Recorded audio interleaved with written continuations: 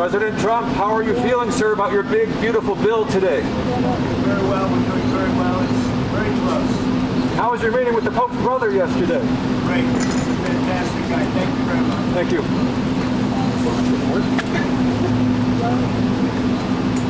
you. Honored to be with the President of South Africa, President Ramaphosa, and he is a man who is certainly in some circles really respected, other circles a little bit less respected, like all of us in all fairness, like all of us. We all like that. We also have a few of my friends. Ernie Els, a great golfer. He's a truly great golfer.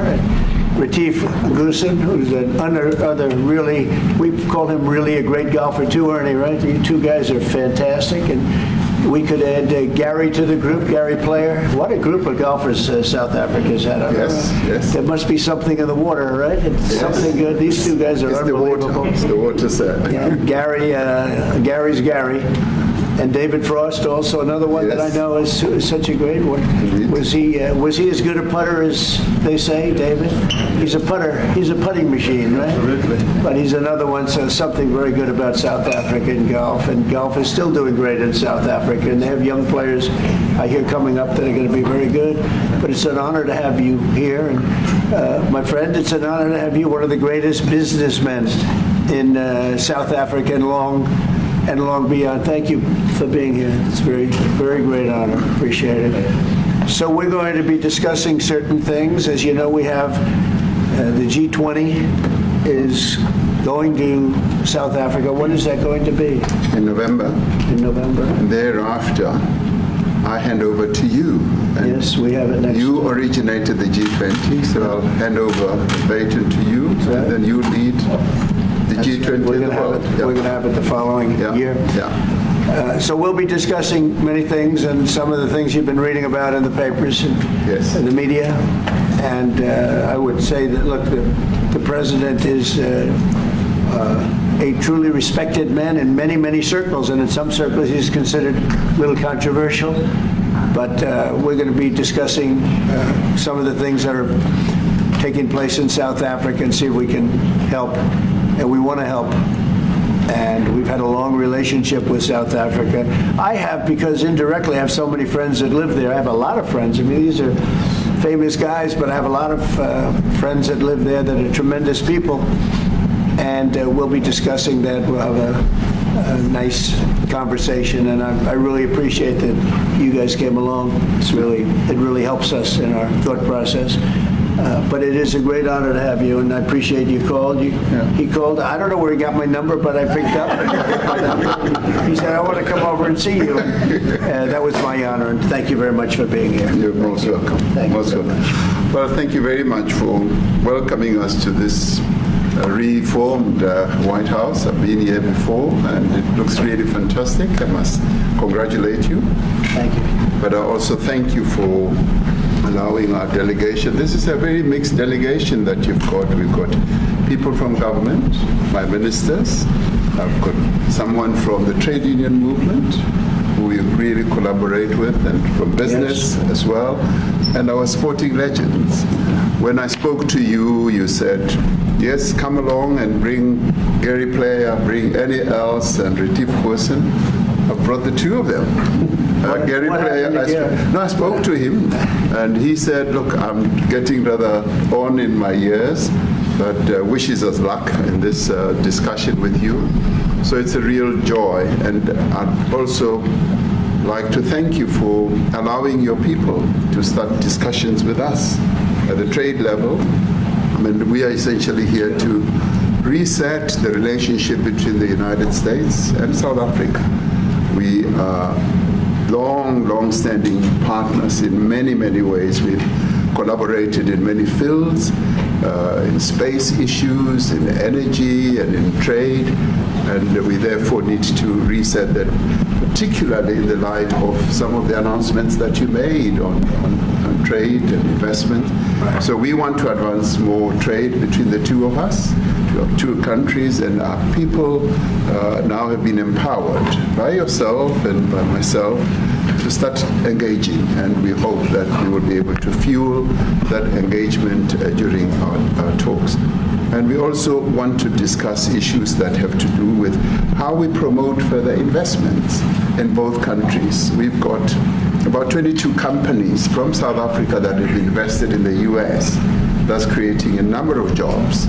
And similarly, you've got almost 600 companies that have invested in South Africa, and some of them have been in South Africa for more than 100 years. That's true. So our links are really long-lasting, and we would like to recalibrate those relations between our two countries and discuss a whole range of issues, geopolitical, the work that you're doing to bring peace around the world, in Ukraine and in the Middle East. So we value that, and we are also a great contributor to peace processes that are going on around the world. And of course, we want to discuss how we can support each other.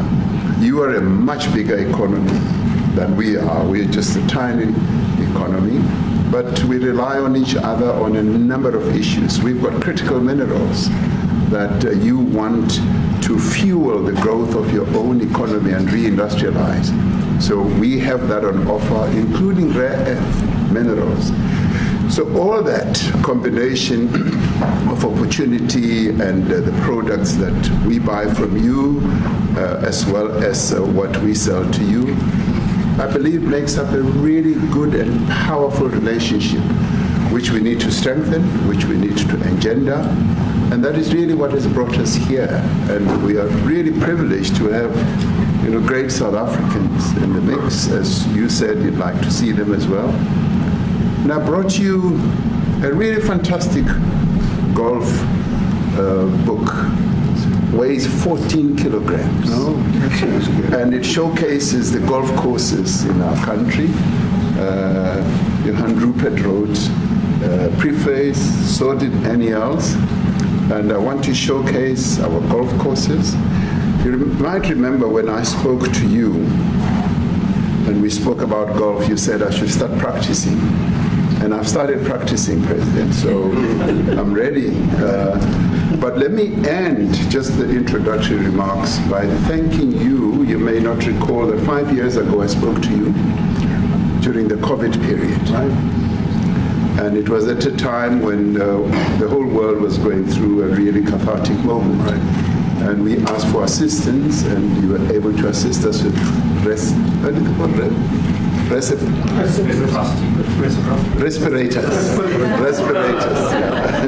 respirators, and you kept to your word, and you delivered respirators to us. We didn't have as many in our country, and it really helped to help us deal with COVID. So I'm here also to say thank you and to thank the people of America for having helped us during a really difficult time. Being the small economy that we are, we needed help from around the world. And you were there to provide that. So thank you very much. I remember the call. Yeah. We sent 150 respirators. We became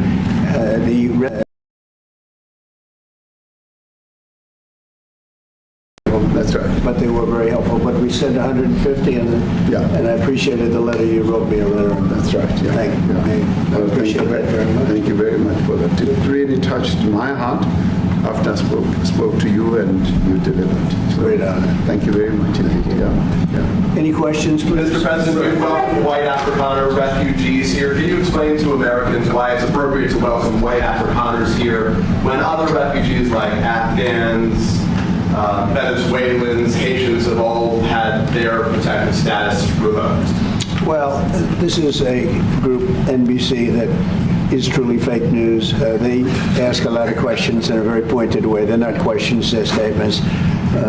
We've had tremendous complaints about Africa, about other countries too, from people. They say there's a lot of bad things going on in Africa, and that's what we're going to be discussing today. When you say we don't take others, all you have to do is take a look at the southern border. We let 21 million people come through our border, totally unchecked, totally unvetted. They came from all over the world. In many cases, they're criminals. They come from prisons. They come from mental institutions. They come from street gangs. They're drug dealers. So don't say that we didn't take them. We're trying to get them out as fast as we can. and we're doing record business on that, and we just won a big case where we're allowed to send back hundreds of criminals to Venezuela. Just won that today in the Supreme Court. I'm happy to hear. But we do have a lot of people are very concerned with regard to South Africa, and that's really the purpose of the meeting, and we'll see how that turns out. But we have many people that feel they're being persecuted, and they're coming to the United States. So we take from many locations if we feel there's persecution or genocide going on. And we had a lot of people. I must tell you, Mr. President, we have had a tremendous number of people, especially since they've seen this. Generally, they're white farmers, and they're fleeing South Africa, and it's it's a very sad thing to see. But I hope we can have an explanation of that, because I know you don't want that. It's a kind of a different meeting. Normally, we have meetings, we talk about trade, and we'll be talking about trade and other things. But that certainly will be a subject that comes up. Yeah. Yes, please. Brian? Thank you very much. I'd like to get your thoughts on Letitia James, Director Polte. According to him, Letitia James says that the alleged mortgage fraud was simply a mistake. I want to get your thoughts on that. She put down that her father was her husband in order, and this is very similar to, I guess, the false accounts they have on here. Well, I don't know what it is currently, but Letitia James, who's the Attorney General of New York State, it seemed, I'm not involved in that at all. I know it's being handled by various groups, I guess, but it's major fraud, mortgage documents, and fraudulent everything. I think she said the father was her husband, which she had to have a husband, so she chose her father, and she put it down, and she had didn't she sign in Virginia, yet she said she lived in Virginia, yet she's the New York State Attorney General. She did that for tax reasons, so she could take advantage of taxes. And she had the wrong number of units. She had a much different number, which wouldn't have allowed her to qualify and scam the government. So I don't know. I think she's very bad for New York, but I really don't know too much about it, but I appreciate the question. Thank you very much. Yes. Mr. President, for you to be convinced that there's no genocide. Please. Thank you, Mr. President. So May 25th will be the celebration of Africa Day, which pretty much a lot of celebration will be taking place around the world, including here in the United States. What is your message to the entire African continent, African people in this important occasion?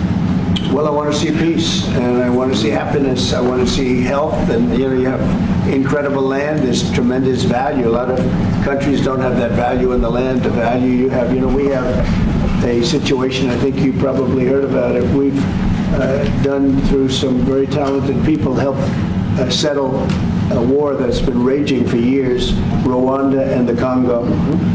And I think we've done it. Believe it or not, I think we've done it. And could you just say a few words about that, my friend? Yes. A couple of weeks ago, the two parties signed a declaration of principle in which they agreed on the way forward. And they have both submitted draft peace agreements, and we have put together one that incorporates both of their suggestions, and we've given it to them. So we're in the process of finalizing. Looking this good, right? Looking very good. No, we have to thank you for even those efforts, because the African continent, particularly SADC, our Southern African Development Community, has for years been seeking to foster peace in the Democratic Republic of the Congo. So all efforts, including those from outside the continent and inside the continent, are really worthwhile. We are removing our troops from there so that peace can then prevail in that whole area. And we hope that with the support of the international community, we will really have peace in that area. It's so vital, it's so important for the whole region. Well, we sent our people there, and I think we did a very good job, as headed by my friend, and that was great. That was great. I mean, I'm just hearing phenomenal reports, because all I'm hearing is death, and they're chopping heads off, and it's horrible over there. And it was really brave of you to go there, and I really appreciate it. And it looks like we have something very, very substantial. We also talked about trade with them in terms of rare earth and all, but really more for the, it's like, if you take a look at what we just did with Pakistan and India, we settled that whole thing, and I think I settled it through trade. We're doing a big deal with India, we're doing a big deal with Pakistan, and I said, what are you guys doing? You know, somebody had to be the last one to shoot, but the shooting was getting worse and worse, bigger and bigger, deeper and deeper into the countries, and we spoke to them, and I think I hate to say we got it settled, and then 2 days later, something happens, and they say it's Trump's fault. But Pakistan has got some excellent people and some really good, a great leader. And India is my friend, Modi. And he's a mutual friend. Yeah, he's a great guy. And I called them both, and we just did something good. We're trying to settle Russia, Ukraine. We spoke with President Putin for 2.5 hours the day before yesterday. I think we made a lot of progress, but that's a bloodbath. 5,000 people are being killed a week, 5,000 soldiers a week, not including people in cities and towns that are also being killed. So we're trying to help.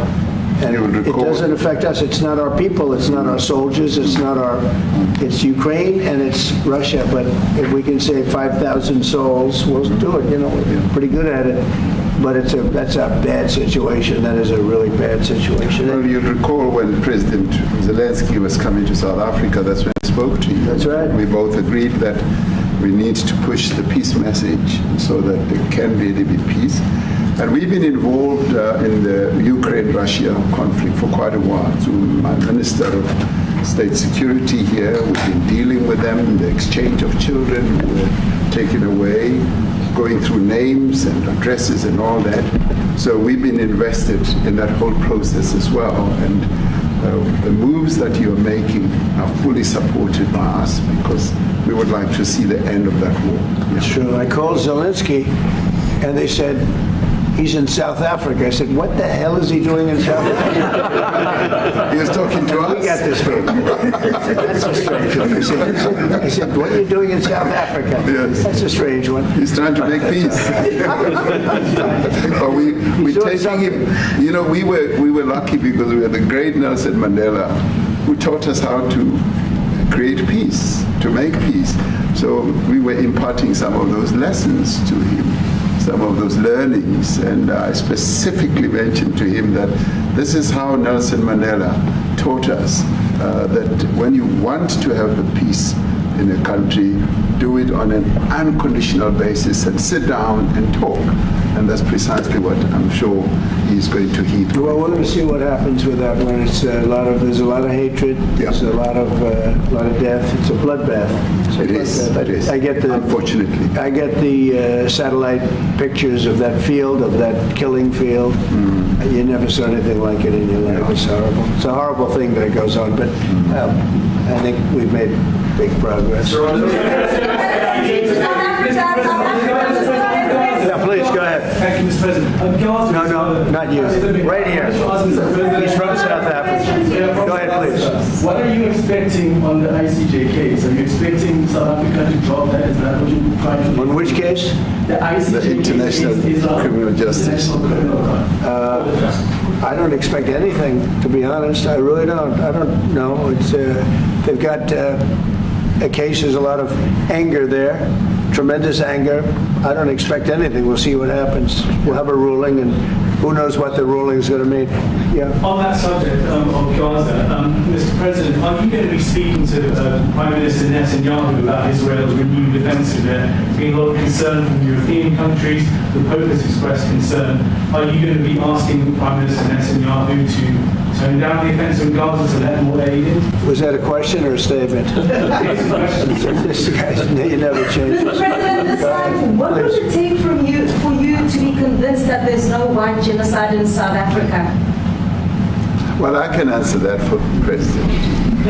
It's for him. No, seriously. I'd rather have him answer. Yeah, I'd rather answer that. It will be. Our president will respond to you. Yeah, let me- Thank you, Mr. President. It will take President Trump listening to the voices of South Africans, some of whom are his good friends, like those who are here. When we have talks between us on the quiet, around a quiet table, it will take President Trump to listen to them. I'm not going to be repeating what I've been saying. I would say if there was Afrikaner farmer genocide, I can bet you these three gentlemen would not be here, including my Minister of Agriculture. He would not be with me. So it'll take him, President Trump, listening to their stories, to their perspective. That is the answer to your question. But, Mr. President, I must say that we have, wait. We have thousands of stories talking about it. Sure. And we have documentaries, we have news stories, and that. Is Natalie here, somebody here to turn that? I could show you a couple of things, and it has to be responded to. Yeah, sure. Let me see the articles, please, if you would, and turn the lights down. Turn the lights down, and just put this on. It's right behind you, Johan. There's nothing this parliament can do. With or without you, people are going to occupy land. We require no permission from you, from the president, from no one. We don't care. We can do whatever you want to do. Who are you to tell us whether we can occupy land or not? We are going to occupy land. South Africa occupy land. That's who we are. Can we drop my membership from this useless parliament? Yes, honorable member. Must never be scared to kill. A revolution demands that at some point there must be killing, because the killing is part of a revolutionary act. Shoot to kill. Yamaza. Kill the poor, the farmer. Kill the poor, the farmer.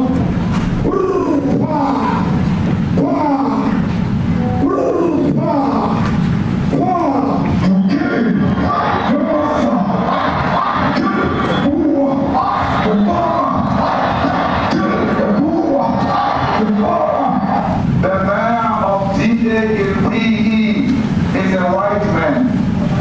So these people, when you want to hit them hard, go after a white man. They feel a terrible pain because you have touched a white man. Not because Mashama and Soli will not be touched. They will be touched, no one. But we are starting with this whiteness.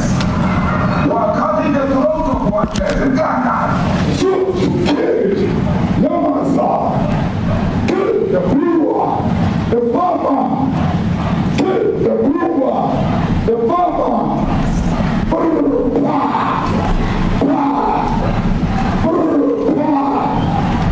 Shoot to kill. Yamaza. Kill the brewer, the farmer. Kill the brewer, the farmer.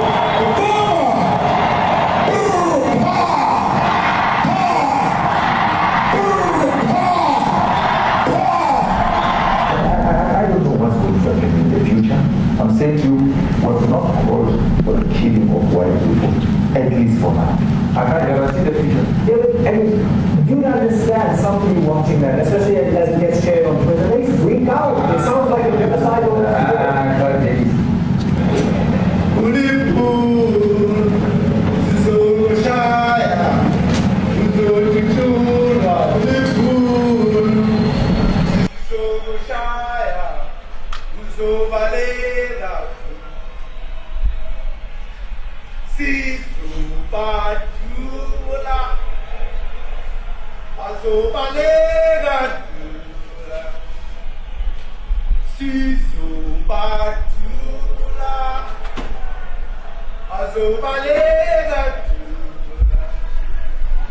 Who will expropriate land without compensation, whether they like it or not. If they object, they can seek refuge in America.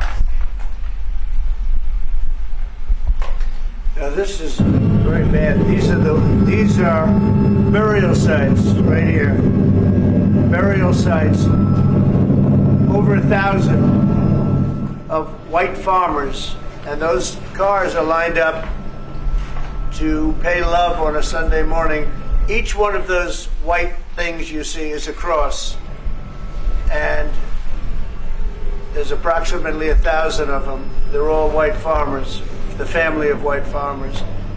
And those cars aren't driving, they're stopped there to pay respects to their family member who was killed. And it's a terrible sight. I've never seen anything like it. Both sides of the road you have crosses.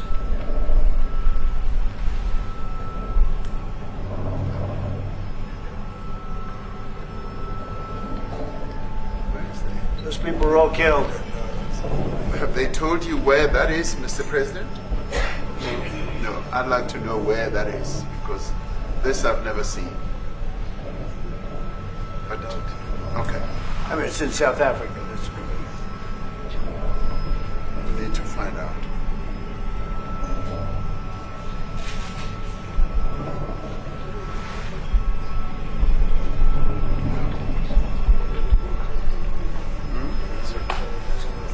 I don't know. those people. I don't know. No. Okay. Mr. President, the Pentagon announced that it would be accepting a Qatari jet to be used as Air Force One. Perhaps What are you talking about? Can we have a South Africa question, please? Mr. President, the Pentagon's going first. What does this have to do with the Qatari jet? They're giving the United States Air Force a jet, okay? And it's a great thing. We're talking about a lot of other things. It's NBC trying to get off the subject of what you just saw. You are a real, you're a terrible reporter. Number one, you don't have what it takes to be a reporter. You're not smart enough. But for you to go into a subject about a jet that was given to the United States Air Force, which is a very nice thing, they also gave $5.1 trillion worth of investment in addition to the jet. Go back, you ought to go back to your studio at NBC, because Brian Roberts and the people that run that place, they ought to be investigated. They are so terrible the way you run that network, and you're a disgrace. No more questions from me. Go ahead. Go ahead, talk about that. Please, may we have a South African question, Mr. President Trump? He's a terrible If they're committing genocide, why invite them to the White House? Quiet. I'll be quiet. Sure, that's my question now. Let's go. Thank you so much, President Trump. Annika Larson from ENCA in South Africa. Thank you very much for hosting us. What would you like President Ramaphosa to do about the situation we've just seen on the screen? I don't know. Look, these are articles over the last few days. Death of people. Death. Death. Death. Horrible death. Death. I don't know. But you know that there Pick are anyone. people who are White dying South most. Africans are fleeing because of the violence and racist laws. And this is all. I mean, I'll give these to you. So when you say, what would I like to do? I don't know what to do. Look at this. White South African couple say that they were attacked violently. President Trump, when will you go and see for yourself if it is? Well, I could do that. Look, here's burial sites all over the place. These are all white farmers that are being buried. President Trump. And he asks about a jet that was given. My first question You ought is to be about ashamed. We're not interested in the jet. You are so bad. You're such a bad reporter. If they're committing genocide, why invite them? Sir, if they are committing genocide, why invite them to South Africa to the White House? May I finish, please, President Trump? President Trump.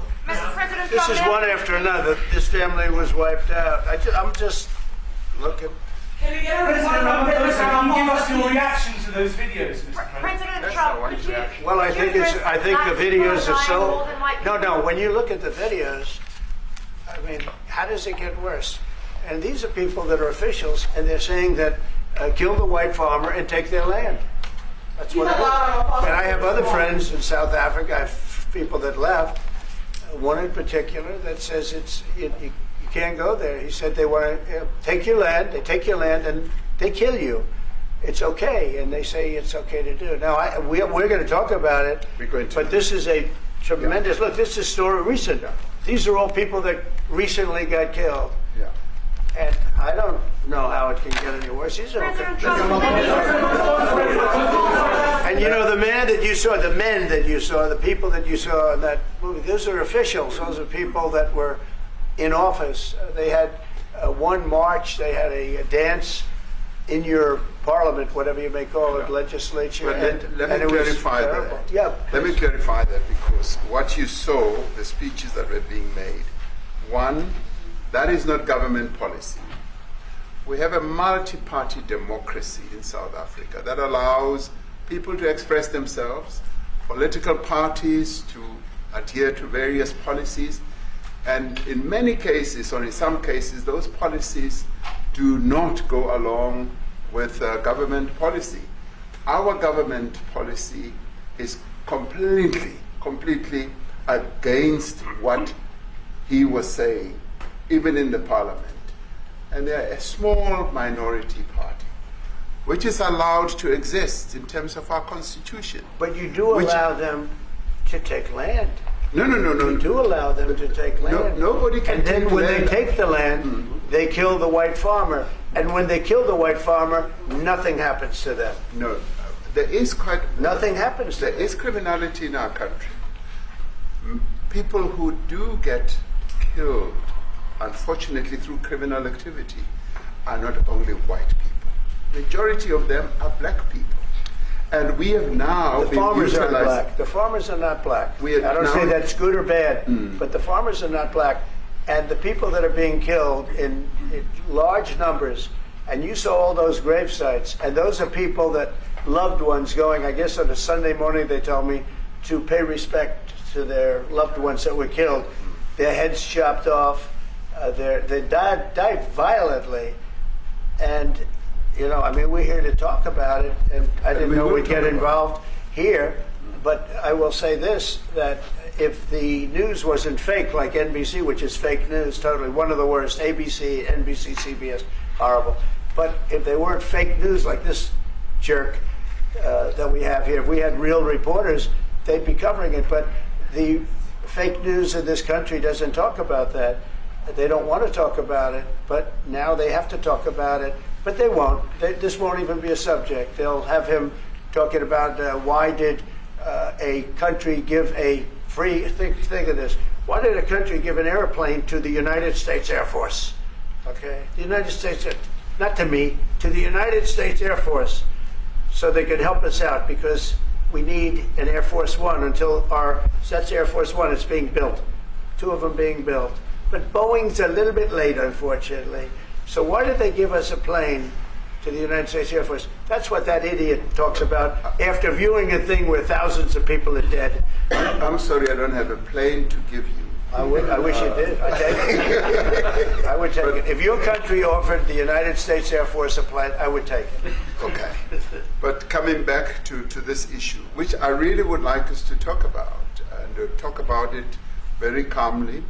We were taught by Nelson Mandela that whenever there are problems, people need to sit down around a table and talk about them. Well, there are and this is precisely what we would also like to talk about, including, of course, trade matters, investment matters. So the issues that concern you as the United States. Those are all recent. And those are all deaths. Yeah, in many ways, I mean, one should say you are a partner of South Africa, and you are raising concerns, and these are concerns that we are willing to talk to you about. Let me just add quickly, you know, the criminality that we are experiencing in our country needs quite a lot of technological capability. And in one of our areas in South Africa, we're using US technology, which is able to, in many ways, identify where shootings are happening and all that.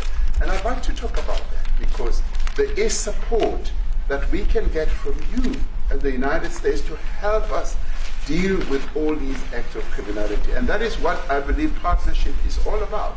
And we are here as a partner so that we can help each other whenever there are challenges. So I'd like us to discuss it, and of course outside of the media, so that we sit down and have a really good discussion that will lead to good outcomes. Are there any other further punitive measures that could be in place should you not be satisfied that South Africa is fixing some of the very bad things, in inverted commas, that you tweeted are happening? Well, there are a lot of bad things happening in many countries, but this in particular has been very, very bad, and because of we're going to have the whole world watching in another short period of time because you have the G20, and that's a big deal. And it seems like, I want you to look good. I don't want you to look bad. Very good. But we have hundreds of people, thousands of people trying to come into our country because they feel they're going to be killed and their land is going to be confiscated. And you do have laws that were passed that gives you the right to confiscate land for no payment. You can take away land for no payment. I want to clarify that. Because we have a constitution. Our constitution guarantees and protects the sanctity of tenure of land ownership. And that constitution protects all South Africans with regards to land ownership. However, we do say, because we've got to deal with the past, the government, and as your government also has the right to expropriate land for public use. And you're doing that. And we've never really gotten underway with that, and we are going to be doing you're so. You're taking people's land away from them. And those people, in many cases, are being executed. They're being executed, and they happen to be white, and most of them happen to be farmers. And that's a tough situation. I don't know how you explain that. How do you explain that? They're taking people's land away. And in many cases, those people are being executed. And in many cases, it's not the government that's doing it. It's people that kill them and then take their land, and nothing happens to them. But we have thousands of people that want to come into our country. They're also going to Australia in a smaller number. But we have thousands of people that want to come into our country, and they're white farmers, and they feel that they're going to die in South Africa. And it's a bad thing. Yeah. What can South Africa do? What concessions would you like to see them make to improve relations with the United States? Then I have one more for President Ramaphosa afterwards. Well, we just spoke about, I got them a very, very complex machine, 150 of them. And I was asked by the president if he could help, and I did that. And, I have great feeling for all countries. I deal with all countries. But I have a great feeling for South Africa because I have friends. I have a couple of friends, a few friends here today. But I have many friends from South Africa. But many of those friends are not, they can't go back. I have, Elon is from South Africa. I don't want to get Elon involved. That's all I have to do, get him into another thing. But Elon happens to be from South Africa. This is what Elon wanted. He actually came here on a different subject, sending rockets to Mars, okay? Yes. He likes that better. He likes that subject better. That's right. But Elon is from South Africa, and I don't want to talk to him about that. I don't think it's fair to him. That's right. But I will say that people are fleeing South Africa for their own safety. Their land is being confiscated, and in many cases they're being killed. And that scene of, you see how many crosses they have. Those crosses, that's a dead person in every one of them. And those trucks or cars are paying their respects to all of those dead people on a Sunday morning. That's a rough thing to explain away. And the problem we have, and the way, a correct and a fair media exposes things. But we have a very corrupt media. They won't even report this. If this were the other way around, it would be the biggest story. Now, I will say apartheid, terrible. That was the biggest story. That was reported all the time. This is sort of the opposite of apartheid. What's happening now is never reported. Nobody knows about it. All we know is we're being inundated with people, with white farmers from South Africa, and it's a big problem. Marco Rubio was telling me he's never seen anything like it. The numbers of people that want to leave South Africa because they feel they're going to be dead very soon. Yes, please. I was going to say, Brian, if I could just ask you a question. 72% of farmers in your country are white. If they flee, Do you feel that maybe the economy could collapse? You may not have a gap to fill in those people that need to replace those farmers. You know, I'd like my Minister of Agriculture, who is white, who comes from an opposition party to mine, who's joined my government at my invitation to address this very issue, including the question that you just raised. John? Thank you very much, Mr. President. Yeah. And Mr. President, thank you for welcoming us to the White House. I would say we have a rural safety problem in South Africa, and I don't think anyone wants to candy coat that. And it requires a lot of effort to get on top of it. It's going to require more policing resources. It's going to require a different strategy to be able to deal with it. But certainly the majority of South Africa's commercial and smallholder farmers really do want to stay in South Africa and make it work. And I've just come from the largest agricultural show in the Southern Hemisphere with organized agriculture and farmers, and the majority of them want to stay. But they too there have a memorial to those who've died as a result of farm attacks. And as the Minister of Agriculture, it is something that I'm particularly exercised with my colleagues at police and my colleagues in the justice cluster to start making farm attacks and stock theft a priority crime. And it affects all farmers in South Africa, particularly stock theft. It has a disproportionate effect on smallholder black farmers. I also want to just say this, that the two individuals that are in that video that you've seen are both leaders of opposition minority parties in South Africa.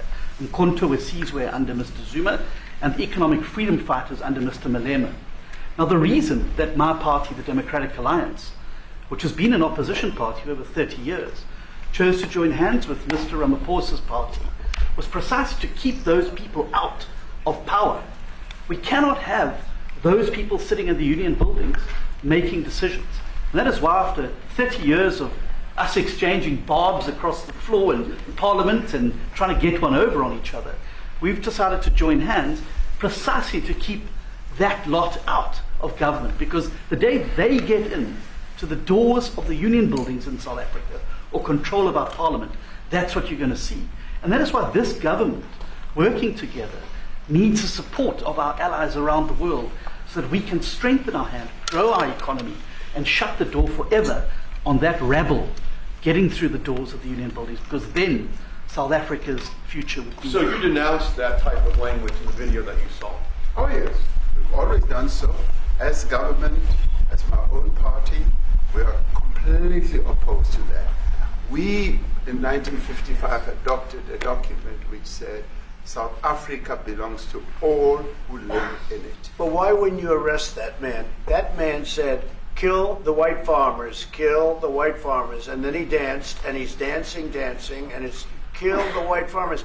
I'm not sure, but I think if somebody got up in Parliament and started saying kill a certain group of people, he would be arrested very quickly. That man is going all over South Africa, and that's not a small party. That was a stadium that holds 100,000 people, and I hardly saw an empty seat. That's a lot of people. That's a lot of representation. And those crosses, we have dead white people, dead white farmers, mostly. And you take a look at Australia, they're being inundated, and we're being inundated with people that want to get out. And their farm is valueless. It's valueless. And they just want to get out with their life. And this is a very serious situation. And if we had a real news or real press or media, we don't have that, because they won't talk about this, because they're all guys like that idiot. But if we had a real press, it would be exposed. And you know, the beauty of exposing it is it's like a cleansing action. When it gets exposed, it'll get fixed. That's when it'll get fixed. But people don't talk about it. And I'll tell you who's talking about the thousands of people that are fleeing South Africa right now. Will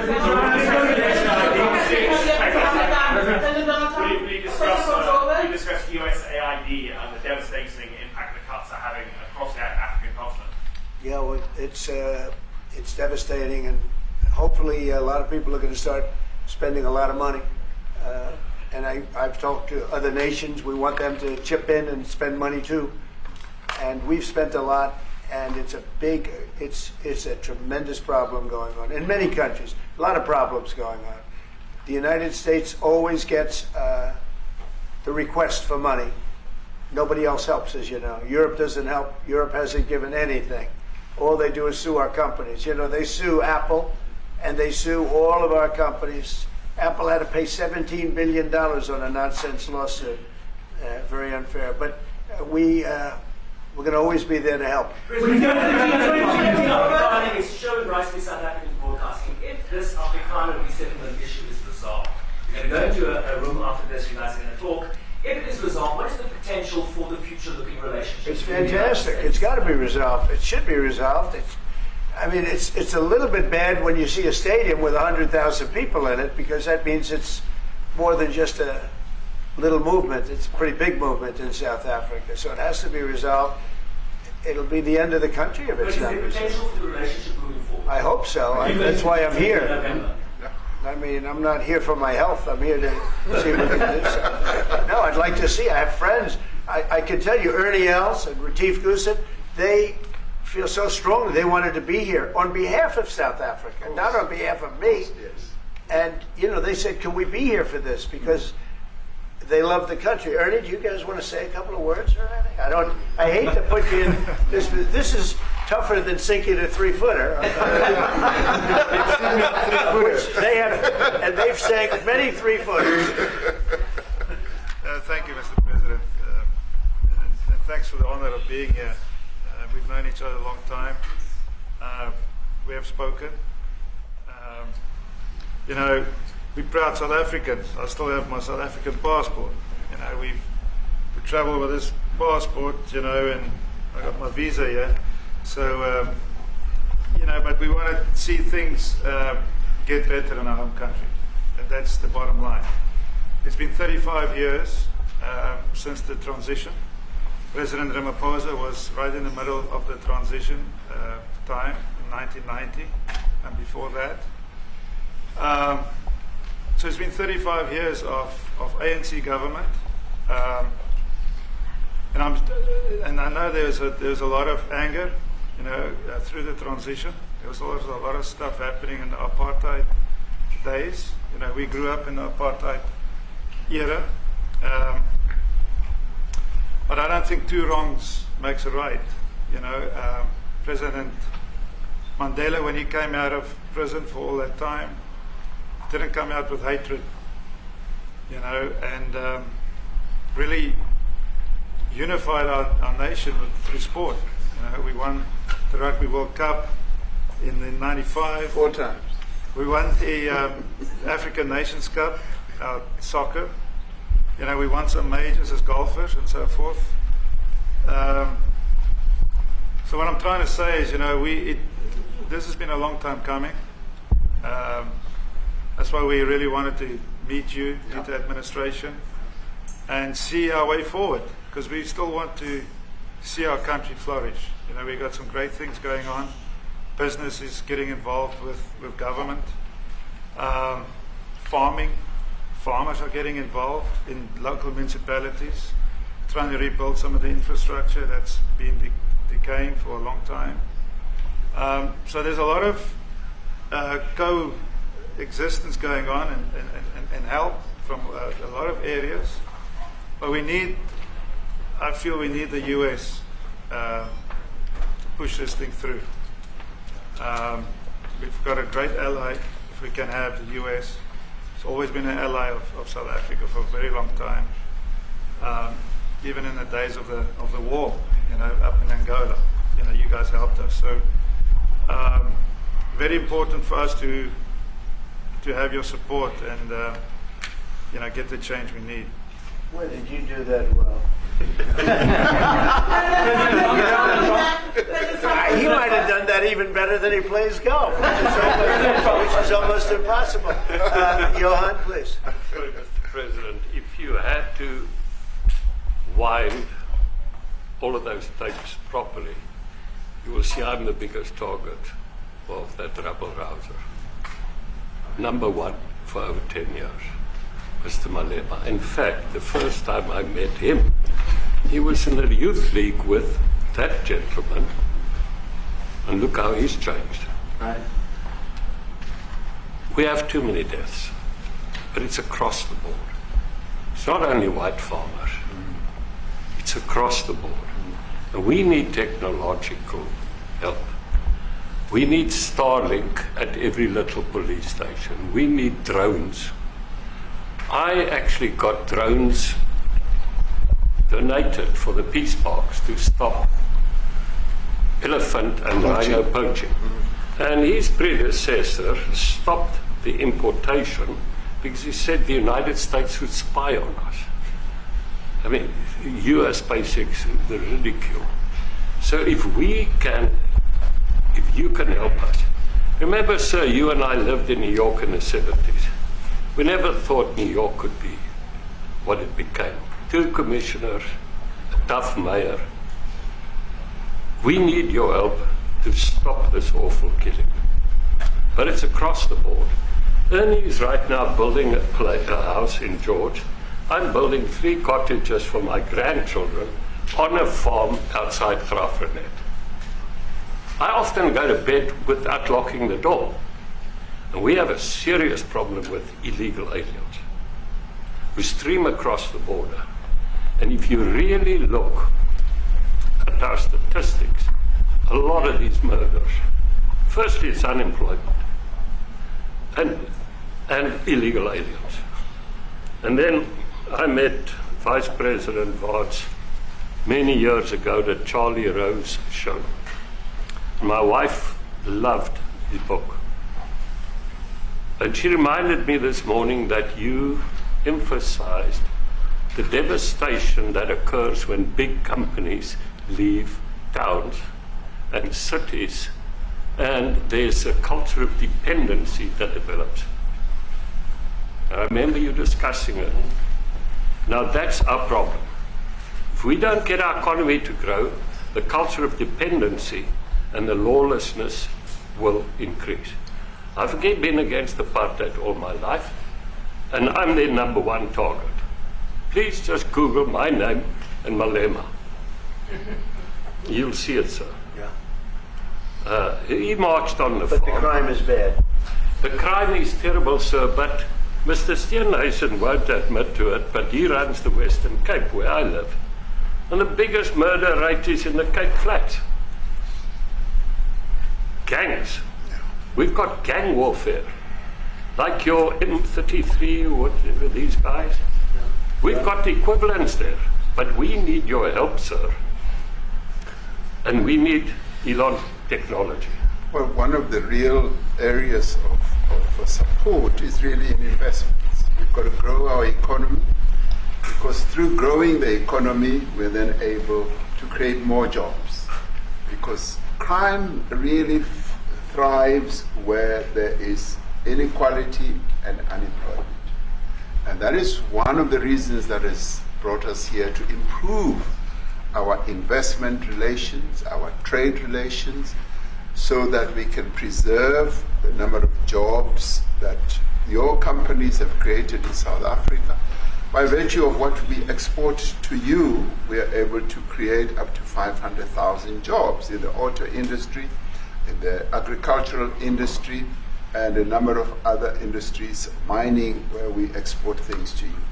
And we also know that as South African companies invest here, you are also able to create jobs. So it's a mutually beneficial relationship. So our main real reason for being here is to foster trade and investment, so that we are able to grow our economy with your support, and so that we are also able to address all these societal problems, because criminality thrives when people are unemployed, when they have no other hope to eke out a living. So that is what we need to resolve. And your support, your partnership with us is what is really going to give us a strong capability to move forward. Excuse me, do you have anything to say? I mean, I don't want to leave you out. You know, the guy won 3 or 4 majors. 3 or 4? No, only 2. 2. That's a lot. By the way, 2's a lot. A lot of tournaments you won too. Do you have anything to say? Yeah, thank you, Mr. President. President Ramaphosa. I grew up in an area in South Africa that is a farmland area, Polokwane. Yeah. And is some issues up there, obviously.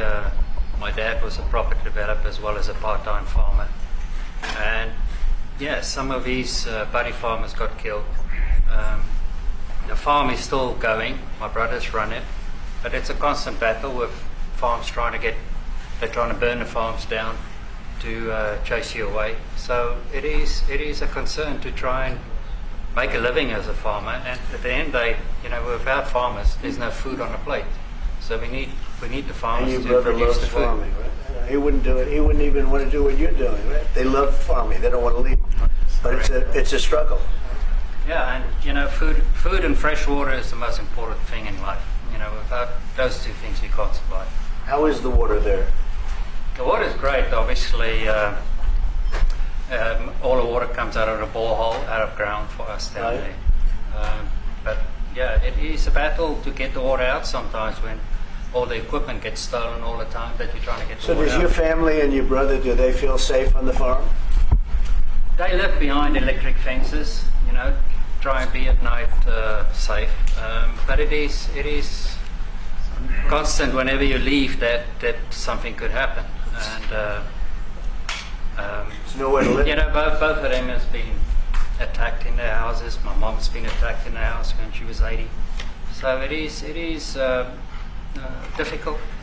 But the guys live a great life despite everything going on. Something. President Trump, I brought along the president of the largest trade union in our country, Ziggy Solosi, because she leads many, many workers, more than 1 million, 2 million workers. And maybe we should give her a chance to say something, because she's come all the way to join us. Thank you very much, Mr. President Trump, Thank you. for having us, and President for extending the invitation to us as organized labor. And I must say that we are here to support the initiative that has been made by our government with business, of course, as organized labor. We've been coming to Washington on the AGOA trade relations in the previous regime, and I think at the center of it all, for me, it is exactly what Mr. Rupert has said, the importance of us growing the economy. We have always emphasized when we were here and kept on coming and negotiating on AGOA that the 600 US companies that are based in South Africa, as you said, President Ramaphosa, 500,000 jobs will be wiped out. We need more foreign direct investment in our country. We are not just talking about those that will lose employment, but we are talking about over 40% of people that are unemployed, that have no hope of ever finding a job. And we think that, correctly, as they have said, that we need to deal with the issue of porous borders in our country, so that everyone that comes in is documented. We also need to, and I would have thought that the minister would address the issue of land expropriation and how the policy works in South Africa. Recently, President, as you were preparing to come here on the news, in, I think it was on Natal, there was a handover of farms, and white farmers were saying, we are donating the land, but also there's a willing buyer, willing seller in South Africa. So there is no expropriation without compensation, but it is a willing buyer, willing seller. And that white farmer was even saying, President, that the government is even paying more in buying the land than what the land is worth of. And I think those are the realities, President, that we must say that we need to address, of course, but also the importance of agriculture linked to AGOA. People rely on it, and I think, as Ratcliffe have said, for survival and living. But lastly, for me, President, is also the issue of the crime statistics. There is no doubt about it that we are a violent nation, for a number of reasons, and we're not condoning anything. But also, if you go into the rural areas where black majority are, you would see women, elderly, being raped, being killed, being murdered. And these are black elderly women that would be found throat slits, raped multiple times, and all of that. And the problem in South Africa, it is not necessarily about race, but it is about crime. And we think that we are here to say, how do we, both nations, work together to reset, to really talk about investment, but also help us in how we can have the technology and everything that is needed, President, to really address the levels of crime that we have in our country. Thank you very much. Thank you very much. Genocide is a very strong word. I'm wondering if you've made up your mind as to whether you believe genocide is occurring in South Africa, or you still have doubts. And if you have made up your mind, why invite President Ramaphosa here today for this conversation? Well, I haven't made up my mind. I hate to see it from the standpoint of South Africa, but also, I'm trying to save lives. I'm working with Russia and Ukraine. I don't have to do that. It's not our war. It was started by other people. It was helped along by our past administration, and it would have never happened if I were president. But I'm trying to save lives, no matter where. Rwanda, I have nothing to do with Rwanda and the Congo, but I felt I had a very talented person in this administration, and I sent him there, and he did an unbelievable job. I think. I mean, we're going to find out, but he's done the hardest part of the job. It should happen. If I can save lives, I want to save the lives. If it's in Africa, that's great. If it's in Europe, if it's wherever it may be, and it's a very small investment to do, believe me, compared to what the consequences are. So I hope we can do something. Look, I have so many friends. These two men, I have great admiration for them because I know what they do for a living. And that's a very hard living, going from city to city, from country to country, and hitting a ball 350 yards like they do, and better than you and I. Getting the ball in the hole. It's a very tough, with lots of people watching, right? Yes, That's a very tough living. They're champions. I respect champions. And I respect very much, and I think the country is very lucky. They really wanted to be here. That's true. They could be elsewhere. They could be on a beautiful fairway someplace, and they wanted to be here. So. My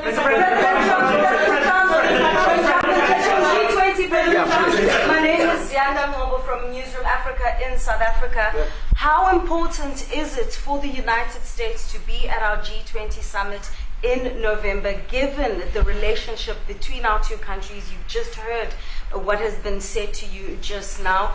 Are you coming, and are you preparing to come? So without the United States, the G20, just like the G7, used to be the G8, but brilliantly they threw Russia out. Would have been a lot better if Russia was in. A lot of people would say, oh, that's not it. Because if Russia was in, you probably wouldn't have this war. And if you had a different president, you wouldn't have the war either. But we have a G7. It's important that the United States is at both of them. I think without the United States, I really believe it's not very important. It's not the same meaning. As I said to President Trump, the U.S. really originated the G20. And it's important that the United States continues to play a key role in the G20. And we are privileged to be the president of the G20, but we are even overjoyed that we are going to hand over to the United States, who are the originators. And for that reason, I expect the United States to continue playing the leadership role in the G20 together with other countries. And I've said when I initially spoke to President Trump on the phone, I want him to come to South Africa for a state visit, and I also want him to come and participate in the G20. And I want to gladly hand over to President Trump to take the leadership of the G20 forward in November. Thank you very much. Thank you very much. Thank you. What is it going to take to convince you? They don't want to leave. They like you so much.